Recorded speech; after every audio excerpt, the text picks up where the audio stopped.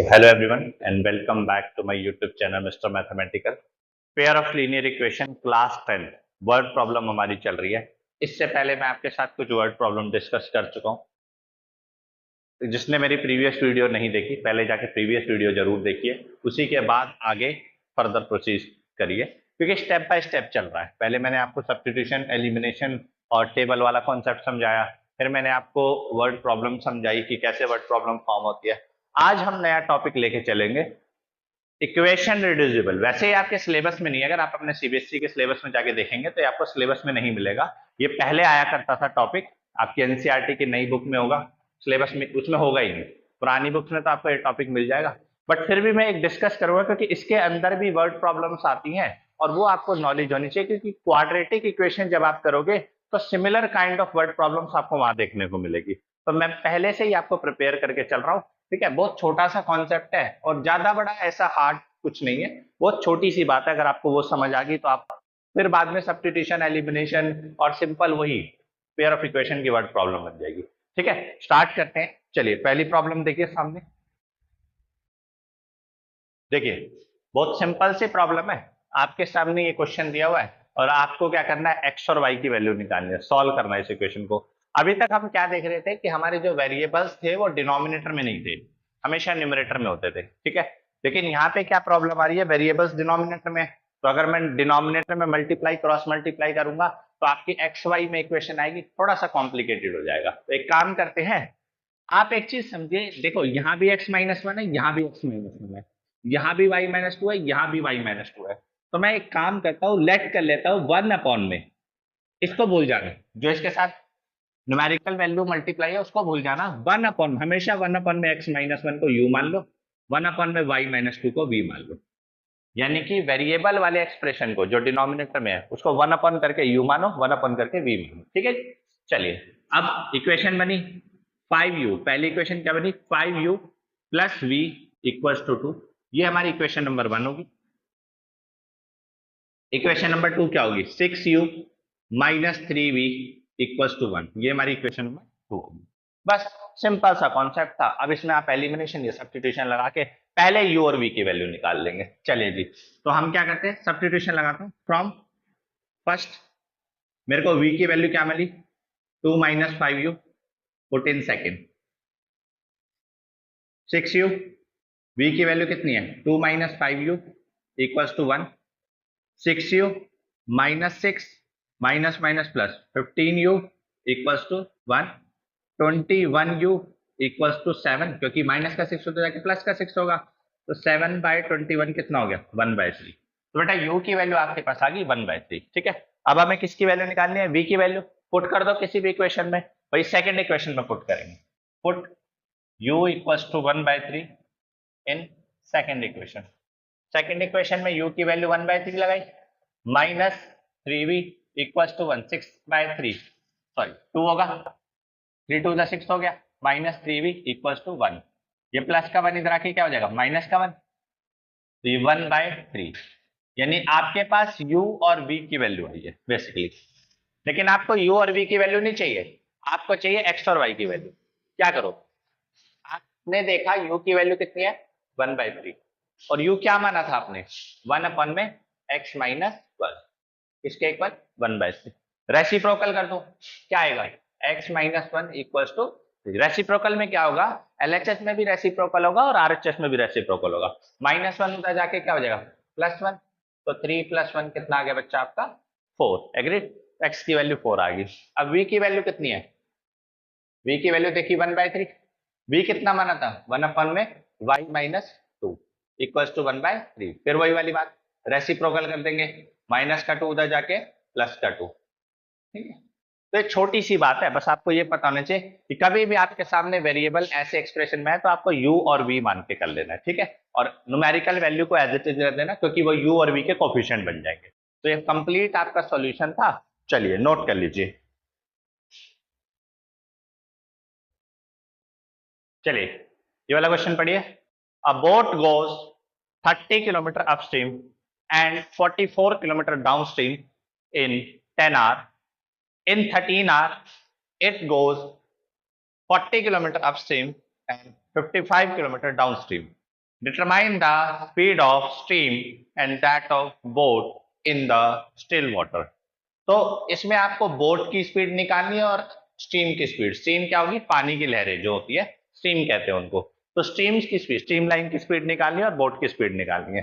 तो सबसे पहले हम अपस्ट्रीम और डाउनस्ट्रीम के केस को समझ लेते हैं। ये अपस्ट्रीम और डाउनस्ट्रीम, जैसे हमने प्रीवियस वीडियो में रिलेटिव स्पीड का कॉन्सेप्ट समझा था कि एक ट्रेन यहां से जा रही है और एक ट्रेन सामने से आ रही है, तो दोनों की अगर रिलेटिव स्पीड मेजर करें उस सर्कमस्टांसेस में, तो रिलेटिव स्पीड क्या होगी? अगर अपोजिट डायरेक्शन में आ रही है तो रिलेटिव स्पीड ऐड हो जाएगी, और सेम डायरेक्शन में जा रही है तो रिलेटिव स्पीड माइनस हो जाएगी। इतनी बात समझ आई? और आप जानते हैं कि अगर हम बोट और स्टीम का केस लेंगे तो सबसे पहले हम इसमें क्या करेंगे, एक बात ध्यान रखना, लेट कर लो boat of stream be x. तो आपने speed of boat be x, boat of stream में speed of boat be x, speed of boat be x और speed of stream be y. इतना आपने मान के चलना है, ये दो statement, speed of boat be x और speed of stream be y. अब अगर हम बात करें अपस्ट्रीम की, तो अपस्ट्रीम को वही रिलेटिव स्पीड के कॉन्सेप्ट से प्रीवियस वीडियो में समझाया भी था मैंने आपको। अपस्ट्रीम क्या हो जाएगा? बेसिकली स्पीड, अपस्ट्रीम में क्या हो जाएगा? Upstream is similar to relative speed in same direction. ये अपस्ट्रीम को यही कहते हैं, क्योंकि अपस्ट्रीम में क्या होगा कि आपकी relative speed in same direction मानी जाती है। तो क्या होगी? x minus y. Speed in downstream, downstream में क्या होता है? x plus y kilometre per hour. तो ये आप याद रखना, अपस्ट्रीम में क्या स्पीड होती है, डाउनस्ट्रीम में फिक्स होती है। भाई अपस्ट्रीम में क्या होगा? स्पीड, भाई बोट यहां चल रही है मान लो, ये स्ट्रीम है, इसके ऊपर बोट चल रही है मान लो आपकी, ठीक है, इस तरीके से बोट चल रही है इसके ऊपर। तो क्या होगा कि भाई ये स्पीड होगी अगर बोट की, तो आपकी जो लहरें हैं वो भी तो इधर की तरफ ले जाएंगी। तो जब लहरों की स्पीड, स्टीम की स्पीड वाई होगी, तो इनकी रिलेटिव स्पीड निकल के आएगी एक्स माइनस वाई, ठीक है। और अगर हम अंडर द वाटर देखें, तो मान लो ये बोट आपकी ऐसे चल रही है, तो बोट ऐसे चल रही है एक्स स्पीड से, लेकिन अंदर स्टीम क्या होंगी? अपोजिट डायरेक्शन में फोर्स करेगी। जब पानी के ऊपर होती है बोट तो सपोर्ट मिलता है वाटर का, तो वो स्टीम लाइन से फ्लो कर पाती है। और जब पानी के अंदर होती है तो क्या मिलता है? पानी का प्रेशर मिलता है सामने से। तो ये होगी आपकी x प्लस वाई। तो अपस्ट्रीम ये केस है अप का, अपस्ट्रीम का लहरों के ऊपर, ये है डाउनस्ट्रीम लहरों के नीचे। इसको महसूस करना है तो स्विमिंग पूल में आप देख सकते हैं, ऊपर हम आराम से तैर सकते हैं, अंदर जाते हैं तो हमें फोर्स लगता है, प्रेशर लगता है, ठीक है जी। तो ये speed in upstream, speed in downstream हो गया। अब क्या कह रहा है कि भाई अकॉर्डिंग टू क्वेश्चन, देखिए अकॉर्डिंग टू क्वेश्चन अगर हम देखें तो डिस्टेंस अपॉन में स्पीड इक्वल्स टू टाइम होता है। डिस्टेंस अपॉन में स्पीड इक्वल्स टू टाइम होता है, ये हमें पता है फॉर्मूला, क्योंकि ये स्पीड का केस है, स्पीड में डिस्टेंस स्पीड टाइम का रिलेशन लगेगा। डिस्टेंस अपॉन में speed is equal to time का मतलब कितना किलोमीटर अपस्ट्रीम में चला, तो हम पढ़ेंगे कि ये 30 किलोमीटर अपस्ट्रीम में चला। अपस्ट्रीम की स्पीड कितनी होगी? x minus y plus 44 kilometre downstream में चला, 44 किलोमीटर डाउनस्ट्रीम में चला और स्पीड कितनी हो जाएगी? x plus y. देखो डिस्टेंस अपन में स्पीड टाइम, डिस्टेंस अपन में स्पीड टाइम, और दोनों का कंबाइंड टाइम दे रखा है 10 घंटे, दोनों का कंबाइंड टाइम दे रखा है 10 आवर। एग्रीड? अब आपने क्या करा, ठीक है, यहीं छोड़ दिया, ठीक है। आगे नेक्स्ट सेकंड केस लिया, भाई डिस्टेंस कितना दिया हुआ है? डिस्टेंस दिया हुआ है 40 kilometre, x minus y. Upstream का डिस्टेंस 40 किलोमीटर, डाउनस्ट्रीम में कितना ट्रैवल कर रहा है? 55 kilometre, x plus y. Time कितना ले रहा है? 13 आवर। एग्रीड? तो ये कंप्लीट आपकी स्टेटमेंट बन गई। अब आप जानते हो इसको आप सॉल्व नहीं कर पाओगे, तो इसको सॉल्व नहीं कर पाएंगे तो हम क्या करेंगे? लेट कर लेंगे। भाई लेट क्या करेंगे? 1 में x माइनस वाई यू के इक्वल 1 में x प्लस वाई बी के इक्वल। मैंने बोला था अभी आपको वेरिएबल मानना होता है। 1 में x माइनस वाई यू के इक्वल, 1 में x प्लस वाई वी के इक्वल। तो 30u plus 44v equals to 10। क्या कुछ कॉमन आ रहा है? बिल्कुल कॉमन आ रहा है। क्या कॉमन आ रहा है? 2, 15u 22v। इसे आप इक्वेशन नंबर 1 मानो, this is your final equation. आप इसको आगे फर्दर सॉल्व कर सकते हैं। अगली देखो 40u 55v इक्वल टू 30। ये आपकी इक्वेशन नंबर। बस अब सिंपल एलिमिनेशन सब्स्टिट्यूशन लगाओ, वहां से u और v की वैल्यू आएगी, फिर से u और v की वैल्यू यहां डाल के x और y की वैल्यू निकालो। ठीक है, ये यहीं तक बताऊंगा। कॉन्सेप्ट मैंने आपको समझा दिया, क्वेश्चन आप पूरा कंप्लीट कर सकते हैं, x और y की वैल्यू आप निकाल सकते हैं। ठीक है, तो जो आपका फाइनल आंसर होगा दैट विल बी 3 किलोमीटर और 8 किलोमीटर। आंसर जो है वो है x की वैल्यू 8 किलोमीटर पर आवर और y की वैल्यू 3 किलोमीटर पर आवर। आप इसको सॉल्व कर लीजिएगा, आपका फाइनल आंसर आ जाएगा। चलिए बच्चा, ठीक है, नोट कर लीजिए। चलिए अगला क्वेश्चन पढ़िए। Ritu can row downstream 20 kilometre in 2 hours and upstream 4 kilometre in 2 hours. Find her speed of rowing in still water and speed of current. Same वही बात, अभी हमने स्पीड बोट वाला किया ना।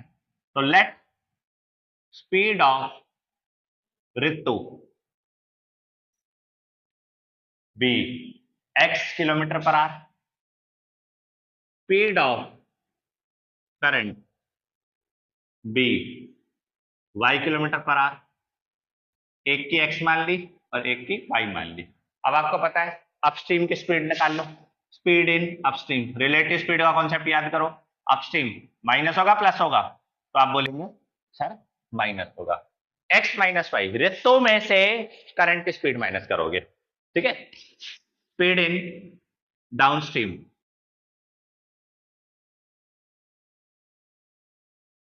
x plus y, speed in downstream x plus y according to question. Distance upon में speed क्या होता है? टाइम। डिस्टेंस अपॉन में स्पीड इक्वल्स टू टाइम होता है। अब इसमें टोटल टाइम नहीं बोला उसने, उसने बोला है अगर वो 40 किलोमीटर डाउनस्ट्रीम में डिस्टेंस कवर करती है, 20 किलोमीटर डाउनस्ट्रीम में डिस्टेंस कवर करती है, तो 2 घंटे लेती है। अगर 20 किलोमीटर डाउनस्ट्रीम का डिस्टेंस है तो स्पीड किसकी यूज होगी? डाउनस्ट्रीम की, which is x plus y equals to time कितना लिया? 2 घंटे। 2 से 10 पे कट जाएगा, यानी कि 10 equals to x plus y. Equation number 1। यही बात मैं आपको समझा रहा था कि ऐसे कॉन्सेप्ट यूज हो सकते हैं। देखो इसमें पेयर ऑफ इक्वेशन रिड्यूसिबल तो है नहीं, सिंपल इक्वेशन बन गई, तो आपको पता होना चाहिए अपस्ट्रीम का कंसेप्ट और डाउनस्ट्रीम का कंसेप्ट। तभी मैं आपको ये टॉपिक करवा रहा हूँ, क्योंकि इसमें आरडी शर्मा एनसीईआरटी और आरडी शर्मा में भी और भी बहुत सारे क्वेश्चन है, और क्वाड्रेटिक में भी आपको डाउनस्ट्रीम अपस्ट्रीम के क्वेश्चन देखने को मिल सकते हैं। ठीक है, वो रिलेटिव स्पीड से हो जाएंगे, मतलब एक्स और वाई ना होगा, सिंगल एक वेरिएबल भी हो सकता है, नहीं तो ट्रेन पे तो क्वेश्चन मिलता ही मिलता है। चलिए, तो 20 अपॉन में x प्लस वाई, 2 से कट गया 10 पे, 10 equal to x plus y. ये हो गया डाउनस्ट्रीम का। अगर मैं बोलूं अपस्ट्रीम का कितना डिस्टेंस कवर कर रहा है, अपस्ट्रीम में बेटा वो कवर कर रहा है 4 किलोमीटर, टाइम कितना दिया? 2 घंटे। अपस्ट्रीम में 4 किलोमीटर डिस्टेंस, 4 किलोमीटर, अपस्ट्रीम की स्पीड x में, टाइम कितना? 2 से 2 पे कट गया, 2 equals to x minus y. तो इक्वेशन नंबर 1 ये बन गई, इक्वेशन नंबर 2 ये बन गई। इक्वेशन नंबर 1 इक्वेशन नंबर 2 को सब्स्टिट्यूशन या एलिमिनेशन जो भी लगाना है वो लगाओ, सॉल्व करो, x और y की वैल्यू आ जाएगी, आंसर आ जाएगा। चलिए नोट कर लीजिए। चलिए नेक्स्ट क्वेश्चन देखिए। Ruhi travels 300 kilometre to her home partially by train and partially by bus. She takes 4 hours if she travels 60 kilometer by train and remaining by bus. अगर 60 kilometre train से चल रही है तो 240 किलोमीटर बस से जाएगी, क्योंकि रिमेनिंग 240 ही होगा, 300 में से 60 माइनस कर देना। If she travel 100 kilometre by train and remaining by bus, remaining कितना होगा? 200। शी टेक्स 10 मिनट्स लॉन्गर, मतलब पहले 4 घंटे ले रही थी, अब 4 घंटे 10 मिनट लेगी। Find the speed of train and bus separately. तो देखिए कैसे करेंगे, लेट कर लेते हैं speed of train be x kilometre per hour, speed of bus be y kilometre per hour. अब इसको थोड़ा सा एक, ठीक है, रफ फिगर से समझते हैं कि ये कॉन्सेप्ट कैसे काम करेगा। भाई आप कह रहे हो कि रूही ट्रेवल कर रही है 300 किलोमीटर ए पॉइंट से बी पॉइंट तक, जो डिस्टेंस है वो 300 किलोमीटर है। केस नंबर 1 ये है कि वो ट्रेवल करती है, मान लो इस पॉइंट से लेकर इस पॉइंट तक 60 किलोमीटर बाय ट्रेन और रिमेनिंग बाय बस, तो 240 किलोमीटर बचा। किससे ट्रेवल कर रही है? बस से ट्रेवल कर रही है। सेकंड क्या कह रहा है? सेकंड क्या, अगर वो ट्रेवल कर गया है 100 किलोमीटर बाय ट्रेन और रिमेनिंग बाय बस, रिमेनिंग कितना है? 200 किलोमीटर बाय बस, बस ठीक है। अब आपको ये बताना है, और इतना ट्रेवल करने में 4 घंटे ले रही है और इतना डिस्टेंस ट्रेवल करने में 4 घंटे 10 मिनट ले रही है, 4 आवर 10 मिनट ले रही है, ठीक है। तो ये आपको बना लेना फिगर खुद से। अब आपको बताना है कि स्पीड ऑफ ट्रेन कितनी है और स्पीड ऑफ बस कितनी है, ठीक है। 60 kilometre by train and remaining by bus. चलो कैसे करें भाई? सिंपल सी बात, डिस्टेंस अपॉन में speed equals to time. Total time दिया 4 घंटे according to question, total time 4 घंटे दिया हुआ है, तो डिस्टेंस अपॉन में स्पीड किसके इक्वल होता है? टाइम। भाई अगर डिस्टेंस 60 किलोमीटर है तो स्पीड कितनी है ट्रेन की? x। डिस्टेंस 240 किलोमीटर है तो स्पीड कितनी है बस की? y। x 60 अपॉन में x प्लस 240 अपॉन में y इक्वल टू 4, यही होगा।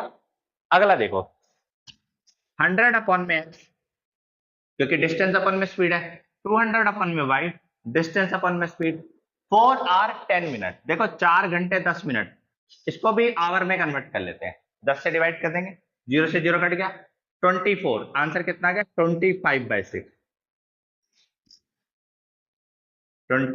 25/6। एग्रीड?